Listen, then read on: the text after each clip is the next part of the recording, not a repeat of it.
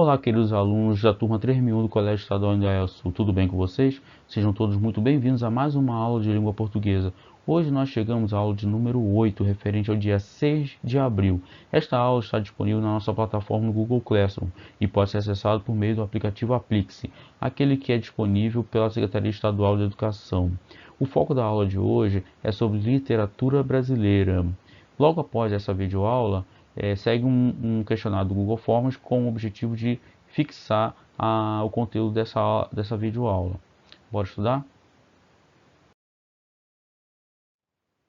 A matéria que vamos abordar na aula de hoje se encontra nas orientações de estudos de língua portuguesa da segunda série do ensino médio. Nós vamos trabalhar especificamente o caderno de número 3. Este material ele pode ser acessado e baixado dentro do aplicativo Aplixe. Lembrando a todos que nós estamos trabalhando nesse primeiro bimestre só com conteúdos revisionais, ou seja, com matérias referentes à segunda série do ensino médio. E desse caderno nós vamos trabalhar as páginas 7 a 13.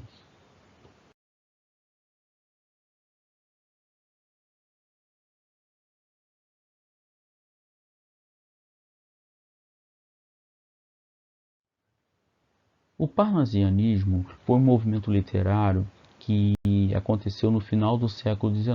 Mas para falarmos desse movimento literário, eu gostaria de apresentar a vocês duas fotos que foram tiradas há mais de 100 anos. Se eu perguntar a vocês de onde é que foram tiradas essas fotos, alguns poderão dizer pelo estilo da arquitetura, né, pela paisagem, poderão dizer que essas duas fotos foram tiradas em Paris, que é a capital da França. Mas essas duas fotos, elas pertencem à cidade do Rio de Janeiro, no início do século passado. Conforme vocês devem estar se lembrando, a cidade do Rio de Janeiro foi a capital do Brasil por um período muito longo. Só que a paisagem da cidade não mostrava a importância que essa cidade tinha para o Brasil. O Rio de Janeiro era uma cidade que tinha problemas muito grandes de infraestrutura, de saneamento básico, de saúde pública, de organização urbana, a tal ponto de governantes daquela época quererem fazer uma transformação geral na cidade, destruindo casas, vilas e até mesmo pequenos comércios e algumas paisagens geográficas, como por exemplo um morro que tinha bem no centro da cidade. Então, a cidade do Rio de Janeiro sofreu uma transformação muito grande para que ela pudesse ter uma beleza parecida com a cidade de Paris. E por que Paris? Paris era a cidade considerada a cidade luz, é a cidade considerada até hoje uma das cidades mais bonitas do mundo. E o Rio de Janeiro tinha essa pretensão de se parecer com a cidade de Paris. Vamos ver no próximo slide por que Paris tinha tanta importância não só para a cidade do Rio de Janeiro, mas também para o mundo.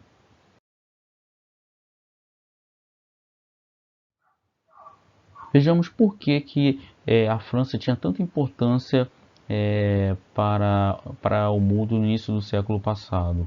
Bom, a França ela foi o epicentro, o centro, né, o principal local onde aconteceram as principais revoluções burguesas. A burguesia, como vocês devem estar se lembrando, é aquela classe social que surgiu com o fim das monarquias, se enriquecendo muito, muito mais do que os reis e com as rainhas. E eles passaram então a dominar toda a ordem política e econômica de todo o planeta a partir do final do século XVIII. E a cidade de Paris se tornou então um principal cenário onde essas revoluções burguesas começaram a surgir. A ascensão, a subida dessa burguesia não só determinou novas ordens políticas e econômicas, mas também novas tendências estéticas que passaram então a influenciar as artes, a cultura em geral. Então, conforme essa revolução foi provocada por uma minoria, ficou mais característica da burguesia o estilo que ela achava que deveria ser aceita. Então, o estilo da burguesia era o estilo considerado perfeito. E isso influenciou várias partes da sociedade, inclusive nas artes e na arquitetura.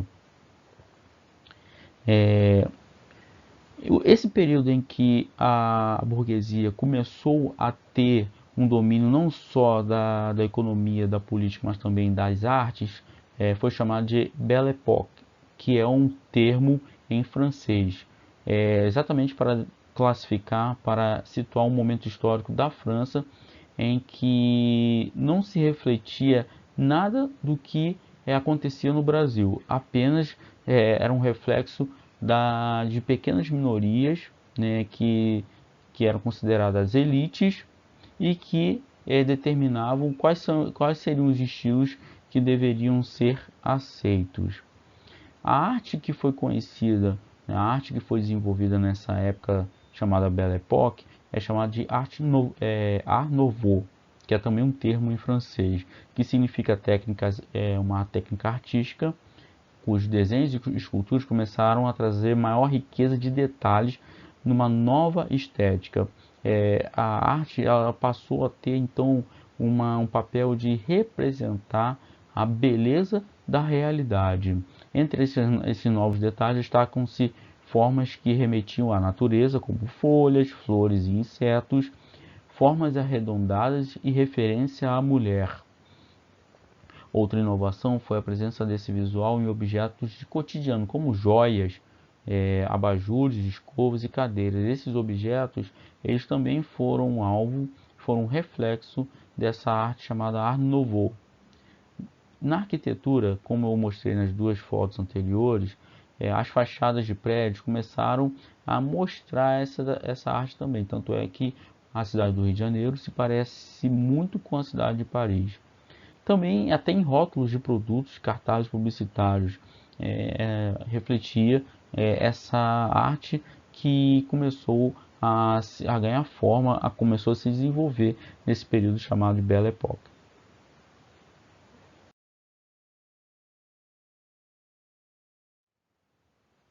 Dado então o contexto histórico em que surgiu o parnasianismo, fica mais fácil então introduzir esse movimento literário. O parnasianismo ele surgiu também na França, igualmente com as revoluções francesas, lá no meados do século XIX. Esse nome parnasianismo ele vem de um monte chamado Monte Parnaso, que é lá da Grécia Antiga. Esse monte era considerado pela mitologia grega a morada de Apolo, que é um deus que inspirava os artistas e os poetas. Também ele era um deus que inspirava a beleza ideal. Ele era patrono da beleza ideal. É por isso, ou na verdade, essa referência à antiguidade grega era uma característica muito forte do parnasianismo, falar de elementos da antiguidade clássica, né? Outras características, além de se remeter a elementos da antiguidade clássica, está a perfeição formal, que é como se fosse assim a alma do parnasianismo, por meio da técnica, ou seja, não era qualquer artista, qualquer pessoa que conseguiria deter a técnica da arte. Por meio dessa técnica chegava-se à perfeição formal, ao universalismo tratando de temas gerais, a linguagem rebuscada, que é aquela linguagem extremamente formal, e a impessoalidade, quando o escritor ele não se envolve com aquilo que ele está escrevendo. O poeta, tão característico por expressar suas emoções, era tido como um ser frio. Ele não se envolvia, ele não demonstrava qualquer emoção, porque o seu fazer poético, o seu trabalho, valorizava aquilo que era objetivo, né, usando a técnica e a imparcialidade. Então era muito distante o poeta do seu objeto artístico. O parnasianismo então se tornou um reflexo da mentalidade da cultura da época no final do século XIX. Era uma sociedade extremamente materialista, porque conseguia cada vez mais concentrar capital e o dinheiro se tornou então o principal motivador para que essa sociedade existisse, e também extremamente conservadora, porque não era de pouco tempo que essa burguesia já existia. Então era uma classe que detinha capital, mas também começava também a deter a cultura.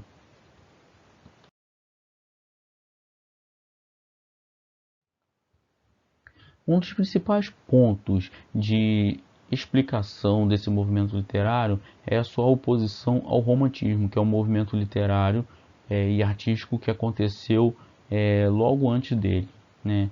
A literatura parnasiana ela era claramente mais objetiva, porque para os poetas, para os artistas, a objetividade evidenciava as qualidades da poesia. Se havia uma forma de poesia considerada perfeita, então a técnica de como fazer a poesia é que mostrava como aquela poesia era bela.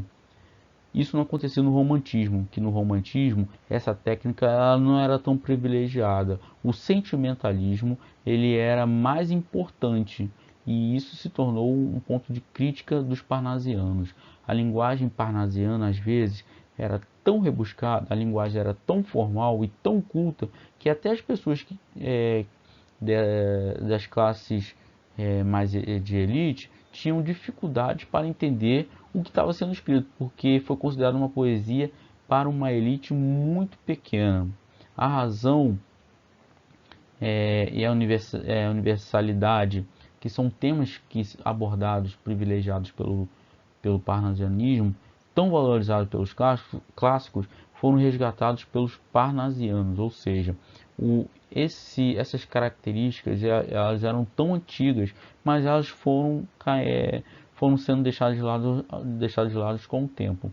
E o parnasianismo resgatou esses temas, como a razão, aquele pensamento que não envolve emoção, e a universalidade, que trata de temas de aspectos gerais, buscando sempre o equilíbrio e a vitória sobre o exagero romântico, que eram a principal denúncia dos parnasianos. O romantismo ele era exagerado, expressava muito sentimento e pouca técnica, segundo os parnasianos, pouca arte.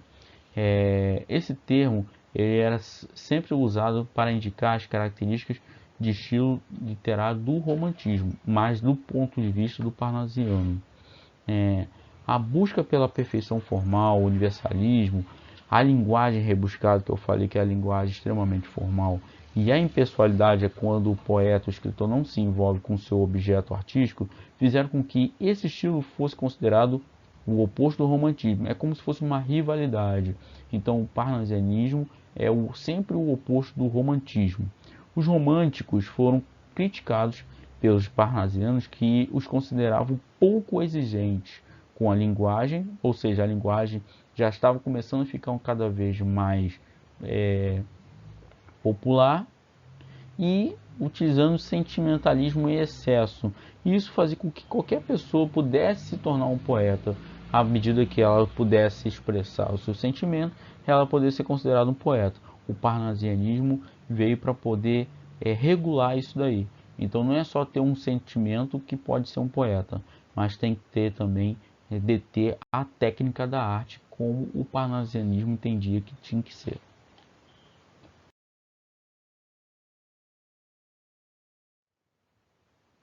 E no Brasil, como que se deu o parnasianismo?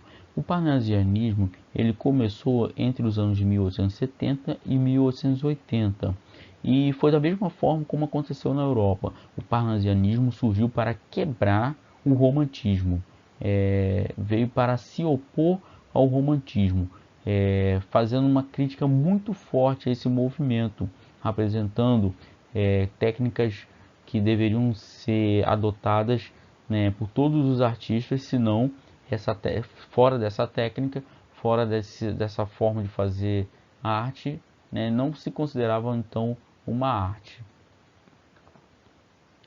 E no Brasil, o parnasianismo ele teve muita adesão ele cresceu muito, mas ele não representava a realidade do Brasil, né? Por quê? O Brasil ainda era um país recentemente independente, mas era um país pobre, né? Como eu falei, a cidade do Rio de Janeiro, que era a capital do Brasil, a cidade mais importante do Brasil, era uma cidade feia, suja, onde as pessoas havia muita desigualdade social, visto que ainda se vendiam escravos nessa época.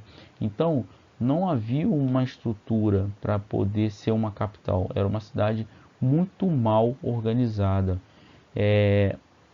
Mas mesmo assim, algumas elites que já dominavam o Brasil começava a ter um apreço pelo que vinha de fora.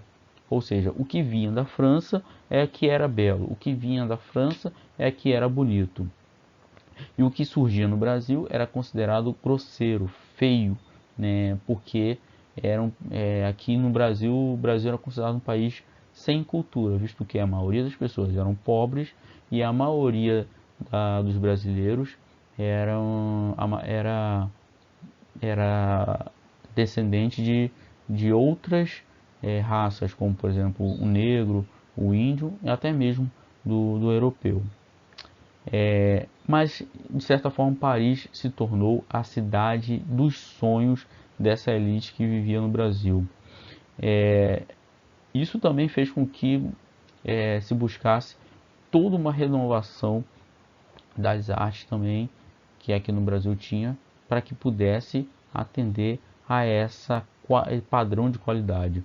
O parnasianismo também dialogou com outros movimentos literários, artísticos, que também surgiram ao mesmo tempo, como por exemplo o realismo, que tinha o objetivo de retratar a realidade com perfeição, e o naturalismo, que também começou a explicar por que havia determinados problemas sociais no Brasil, sempre considerando que os mais pobres, as classes sociais menos favorecidas economicamente, eram produtos do meio, eram resultado de um processo que cada vez mais os tornavam pobres. Então, o parnasianismo veio junto com esses movimentos literários, apresentando então uma ideia, né, um conceito de beleza. E isso obrigou que todos aceitassem esse padrão de qualidade.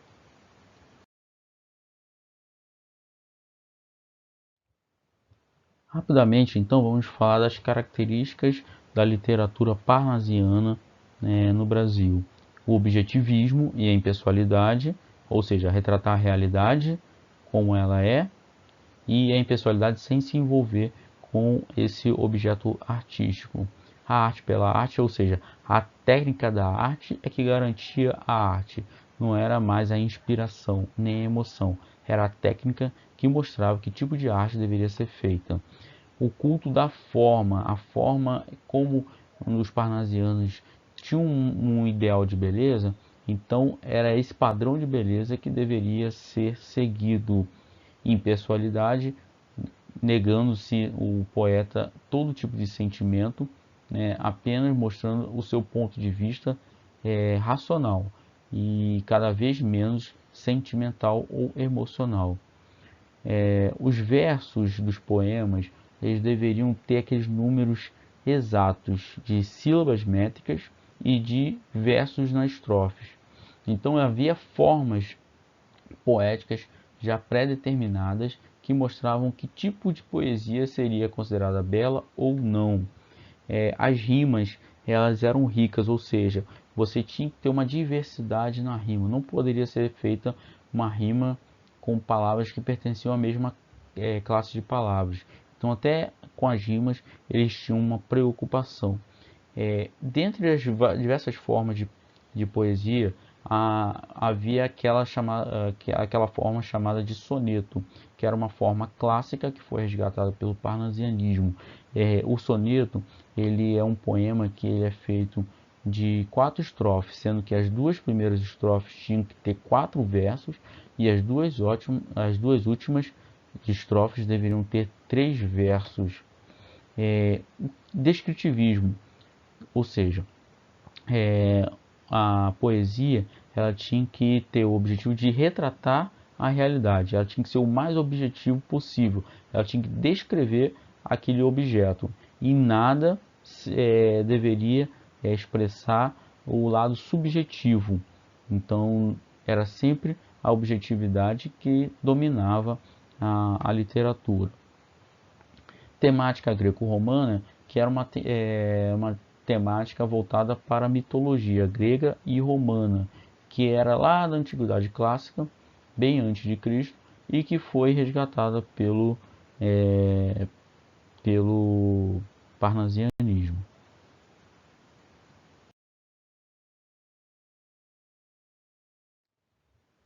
Quero finalizar essa videoaula passando para vocês algumas recomendações. Além da leitura da matéria, do estudo, do aprofundamento da matéria sobre o parnasianismo, gostaria também de propor a vocês uma leitura sobre revoluções francesas ou Revolução Francesa que aconteceu lá no século XVIII. Inclusive, essa é uma matéria da disciplina de História. Outra matéria que eu gostaria que vocês lessem ou se tomassem um pouco mais de conhecimento sobre a reforma de Pereira Passos no século XIX. Pereira Passos era então o prefeito da cidade do Rio de Janeiro que fez toda essa transformação urbana na cidade, se transformando numa cidade muito parecida com a cidade de Paris. Gostaria também que vocês lessem sobre o tema positivismo, que também aconteceu no século XIX. O positivismo é uma corrente filosófica que tinha como objetivo tratar de questões de como a sociedade poderia se organizar e sempre priorizando um modelo de sociedade perfeita e próspera. Queria também recomendar a vocês um filme que se chama Meia-Noite em Paris, que é um filme que trata muito da questão da Belle Époque e da Arte Nouveau. Gostaria também de propor a vocês a leitura do livro Cortiço de Aloysio Azevedo. É um livro do movimento naturalista que fala exatamente desse momento em que a cidade do Rio de Janeiro passou por essa transformação e fala do ponto de vista da população que era mais pobre, que morava em cortiços, que moravam em vilas e teve que dar lugar às transformações para que a cidade do Rio de Janeiro se transformasse em uma cidade mais bem vista do ponto de vista estético. Então fala muito dessa transformação e como essa população pobre sofreu nesse período. Bom, queria então propor a vocês sempre um aprofundamento dos estudos, desejar a vocês bons estudos e até a próxima.